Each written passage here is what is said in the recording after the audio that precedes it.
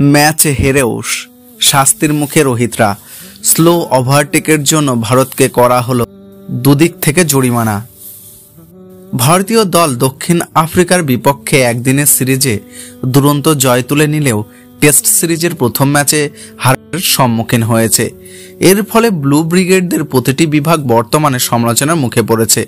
এবার হারের দুঃখ কাটতে না কাটতেই সেঞ্চুরিয়নে প্রোটিয়াদের বিপক্ষে টেস্ট ম্যাচের পর রোহিত শর্মার নেতৃত্বাধীন ভারতীয় দল আইসিসির শাস্তির মুখে পড়ল।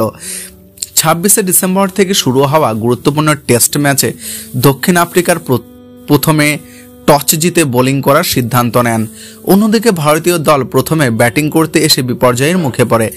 একমাত্র কেএল রাহুলের 17 রানের হাত ধরে ব্লু ব্রিগেডরা সব উইকেট হারিয়ে প্রথম ইনিংসে 245 রানে পৌঁছায়। এর জবাবে ব্যাট করতে নেমে প্রোটিয়ারা ভয়ঙ্কর হয়ে ওঠে। ওপেনার ডিল এরগার একাই 287 বলে 185 রান করেন। এর ফলে দক্ষিণ আফ্রিকা ম্যাচটি এক ইনিংসে এবং 32 রানে জয় তুলে নেন।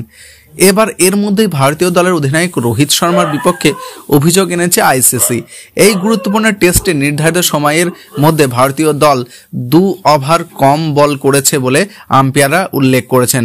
এর ফলে ব্লু ব্রিগেডের ICC world test championship playing কন্ডিশনে আর্টিকেল 16-11-2 অনুযায়ী 2 পয়েন্ট কেটে নেওয়া হয়েছে। এর সঙ্গে ICC code of the counter of the player suspend article 2.22 অনুযায়ী প্রতি ওভারের জন্য তাদের ম্যাচ ফ্রি 5% করে জরিমানা দিতে হবে। ভারতীয় অধিনায়ক রোহিত শর্মা অভিযোগটি মেনে নেওয়ার কোনো রকম আনুষ্ঠানিক সূচনা প্রয়োজন হয়নি। এর আগে ভারতীয় দল স্লো ওভার রেটের জন্য একাধিকবার দোষী সাব্যস্ত হয়েছিল। অন্যদিকে এই ম্যাচের জয়ের পর দক্ষিণ আফ্রিকা 100% রেটিং পয়েন্ট নিয়ে বিশ্ব টেস্ট চ্যাম্পিয়নশিপের নতুন চক্রের পয়েন্ট তালিকায় শীর্ষে চলে এসেছে।